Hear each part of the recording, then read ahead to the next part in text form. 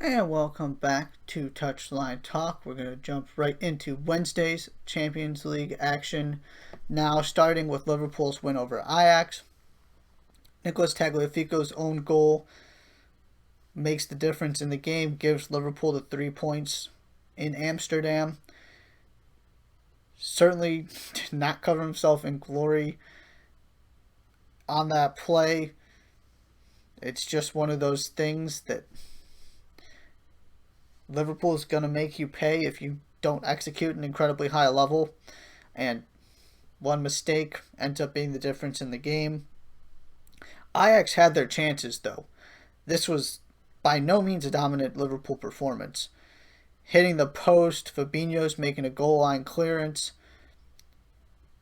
That Ajax team was good and absolutely dangerous like you would expect them to be, forward thinking, aggressive. Easily could have come away with a point. And I honestly I would have to think they're really disappointed they didn't get something out of that game. The center back pairing, Fabinho and Joe Gomez, was good. Again, they didn't control this game. Ajax had plenty of opportunities, but there's only so much to expect when you've lost arguably your two best center backs and the best center back in the world. Like I said, Fabinho made a goal line clearance to keep it at 1-0. The reality, though, is that this lineup that Klopp sent out there looked much more like a pre-Virgil van Dijk Liverpool team, where they would score 4 or 5 goals sometimes. You could clearly see talent and progress being made, but they just weren't anywhere near good enough to compete for a Premier League title. That's what this team reminded me of. You still had your front three, but instead of having your Fabinho's, Thiago's, Naby Keita's, Jordan Henderson's in midfield. Well, Jordan Henderson was there, but you had Wijnaldum, Henderson, Milner kind of thing. And that's what you saw in this game, with Curtis Jones starting, Henderson coming off the bench. Again, you didn't have Virgil van Dijk in the back. Robertson and Alexander Arnold are on another level right now, and you also not particularly great goalkeeping. Adrian has been shaky and puts his team in bad spots fairly consistently, because the other big addition obviously was Allison, who is not available right now. That's what this Liverpool team looked like to me. It looked like the team that just was not anywhere near the best teams in the Premier League and not anywhere near winning a Champions League or making a nice run, but you just knew they needed to fix some things. But they found a way. They found a way to get all 3 points, and you could tell how important those 3 points were by the fact that Klopp subbed off his entire front three in a triple substitution in the 60th minute. Since when do Mane, Salah, and Firmino come out of the game 2/3 of the way through? And the other reason you know that this was nowhere near Liverpool's full strength team is that Xherdan Shaqiri was one of the players that came on in their place. But they got the job done. Was not pretty, but at this point, you're not worried about pretty. They found a way, and again, I talked about this on Tuesday, but this is a defining stretch in their season. If they can find a way to do that for 3 more games and put themselves in a good position Champions League wise and pick up a couple wins that they should have in the Premier League, then when you hit that rough stretch where you play Atalanta twice and you've got a Leicester in there and a Manchester City in there, hopefully you have Allison back. Hopefully you've got Matip back and your Thiago's back. You're not getting Van Dijk back. But there are different levels to this. There's Liverpool without Van Dijk, who I still think can contend for a Premier League title and could find a way to win a Champions League. Certainly wouldn't pick them to do so, but I don't think it's out of the realm of possibility. And then you have the Liverpool you saw against Ajax, without those difference makers in midfield, and without Van Dijk, and without Matip, and without Alisson. That team is just trying to hold on until those players come back, with the exception of Van Dijk. So to get 3 points on the road, it was a gutsy performance, something you haven't really seen from Liverpool, just because they haven't had to pull out a win like that and just grind it out, because they're so good going forward and they've been so solid at the back. But some of those players weren't there. They got the job done. This is another example of the resiliency that Klopp has instilled in this team. They don't know how to quit. You got to give them credit. So they find a way to get a win. Perhaps the bigger storyline is Real Madrid losing to Shakhtar. They got blitzed in the first half, down 3-0 at halftime. Get 2 goals back in quick succession in the second half with plenty of time to get a third. Come close, but just can't get the equalizer. It's not particularly shocking after this weekend. And to a certain extent, you can see that you could have seen this coming. They have not been good this season. Even when they've been winning games or finding a way to get a draw or whatever it might be, hanging there at the top of La Liga, they're not dynamic in attack and they're not scary. And you saw that when Shakhtar comes in with a bunch of players missing because they've got a COVID outbreak on their team, and all of a sudden, 10-15 minutes in, realize, oh, we can score goals on these guys. There's nothing formidable about them. And they get 3 in the first half, find a way to hold on for the win. And to be fair to Shakhtar, they don't get the credit they deserve. They're as good as any fourth team in these Champions League groups. They hold their own against teams in the best leagues in Europe. Now, they're not going to go win a Champions League. I wouldn't even pick them necessarily to win a Europa League, but they have the ability to pull some upsets and do some damage. They need to be taken seriously. Even in a situation like this where they're not at full strength. So that combination, again, it's just not shocking. What is shocking is to go in such a short span, if you're Real Madrid, lose to a team that just got promoted in La Liga, and then lose to the worst team in your Champions League group. They're just not anywhere near where they've been the past couple seasons. Yeah, they found a way to win La Liga last year. But I'm also not extremely worried in terms of Champions League yet.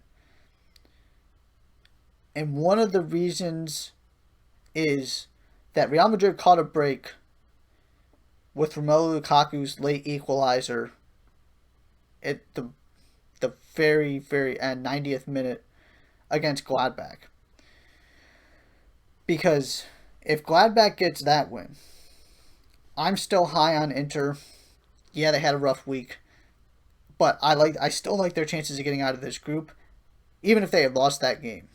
If you give Gladbach 3 points on the road and Shakhtar 3 points, putting Inter as the other team at the bottom of this group with you, then you're in some real trouble. Because Inter's going to pick up points.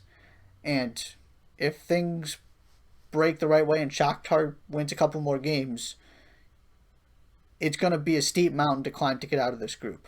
But now, Gladbach has a point, Inter has a point. If you take 4 off Gladbach, beat Inter at home, probably beat Shakhtar on the road, you're on your way to getting out of this group. I'm just not freaking out about it. The much bigger concern is Real Madrid as a whole. And again, I said this talking about all the teams in La Liga that lost this weekend. That league is not very good right now. we haven't seen anything to suggest that they're ready to compete with the best teams in Europe. Barcelona beating the Hungarian champions doesn't do anything to change anything. Madrid lost to a team from Ukraine, albeit a good one, but the point is still the same. Shakhtar is not a team Real Madrid should be losing to. And then Bayern goes and puts 4 on Atleti, which is something you just can't really comprehend, a Diego Simeone coached team giving up 4 goals. And Atletico had their chances early in that game. Luis Suarez in particular, they just couldn't finish them. And all of a sudden, Bayern gets a couple opportunities. They're in the back of the net. And it just got away from Atletico from there. And again, I was talking about the depth of some of these teams when you compare it to Juventus right now and how different they look without Ronaldo and Dybala in there. Bayern has no Leroy Sané, no Serge Gnabry. No problem. Kingsley Coman steals the show. You got Lewandowski and Mueller scoring the goals over the weekend to give them a win. It was a comprehensive performance. Joshua Kimmich with yet another great cross. He's one of my favorite crossers of the ball in the world. Maybe number 2 behind Kevin De Bruyne. They just have so many pieces and are starting to look like the team that was close to unbeatable at the end of last season and by definition was unbeatable for a long time. Then the team that's been shaky defensively and just not overly convincing in the Bundesliga so far. And in another week where weird things were happening and so many of the best teams in the world lost at some point. Barca, Real, Liverpool drew in the league in the Merseyside derby. Atalanta lost. Juventus drew against a team in Crotone they should beat every single time they play them. Inter lost in a derby. Dortmund lost in the Champions League. Bayern put 4 goals up twice and were really convincing. This week was enough for me to go back to believing that there's a significant gap between Bayern and everybody else in the world. They're not quite on the same level they were at the end of last season, but it's just unfair to expect any team to play that well for an entire season or to continue playing that well after you just did it for months on end. But to me, they're more consistent than everybody else. They responded better after their poor stretch and absolutely took Atletico Madrid to school. The gap was just so obvious in terms of the ability to execute, and Atleti just couldn't stop Bayern once they got going. They have this tendency to look shaky at the beginning of games, to give away some opportunities, but then once they get their momentum and they get their feel, they get a feel for the game, then they turn it on and it's over. And you saw that again. Even without some of their wingers, they still had options. And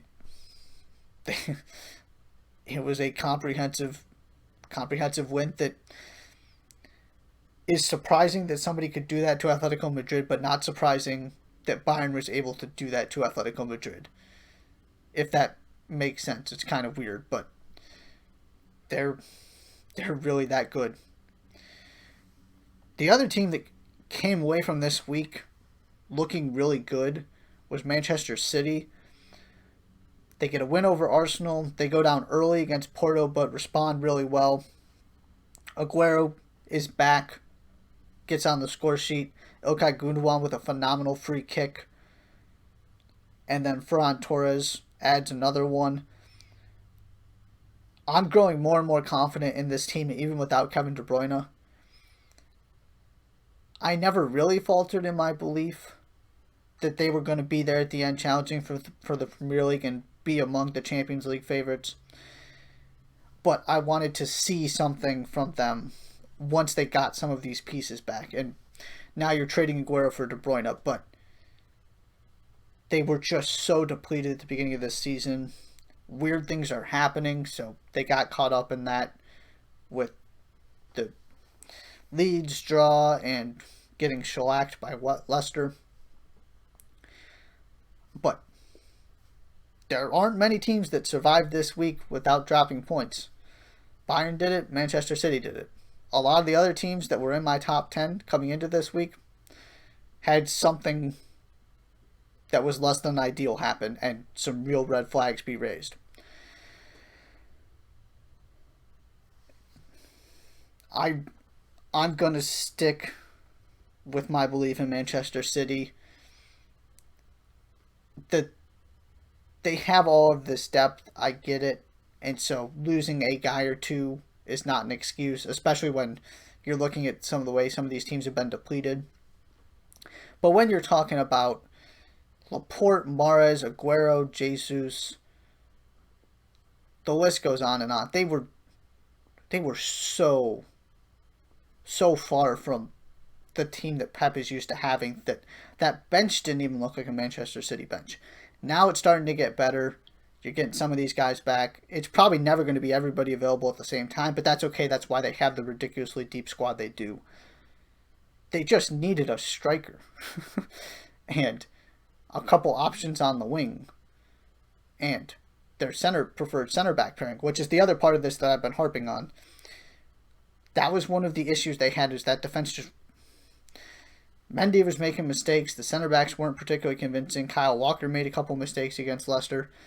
But since they've went with that new center back pairing, or the back three with Walker, whatever Pep decides to go with, it has looked much, much better. I'm on board with what I'm seeing from Manchester City. At this point, I think they're the favorites to win the Premier League, which isn't a bold thing to say. And I'm looking at these teams outside of Bayern. Aside from PSG, maybe, I don't see anybody I like more than Manchester City. Now, they need to do it in the later stages because they have really come up short under Pep. I get it. I'm not sure I would actually pick them to win the Champions League, but in terms of the teams that I think are playing the best and I like what I'm seeing from, they're right there at the top of the list outside of Bayern. Other team I wanted to mention quickly here before we run through some of the other scores. Olympiacos has given up 1 goal in 8 games. They're playing phenomenal defense. They get 1 goal taken off and then get it back against Marseille. They could make this interesting if they continue to defend this well. Still need to see more from them. Marseille is not playing well at the moment, but definitely need to acknowledge and appreciate what Olympiacos is doing on the defensive side right now. Salzburg, Lokomotiv Moscow draw 2-2. And I briefly touched on the Inter-Gladbach game. Rough week for Inter. You go lose your derby and then are at home again and let Gladbach in and take a point from you. It was almost all 3 points. Conte's got to get some stuff figured out there. They're not particularly dynamic going forward at the moment, and they're not solid at the back. I don't think they're ever going to be. That's just not how they're built, which means you got to score goals. It's sort of the reverse of Real Madrid right now, where if the defense isn't excellent, they're in trouble because they're not scoring goals. Inter needs to score the goals to compensate for their defense at times. I still have confidence they're going to figure it out and are going to be fine in this group. I just am not sure that Gladbach has enough to get out of this group and put enough performances together to find a way through. But it's one of the more challenging groups. They're absolutely a team that can take points off of you. We're probably going to see some weird things in the Champions League, just like we are everywhere else, but that typically happens.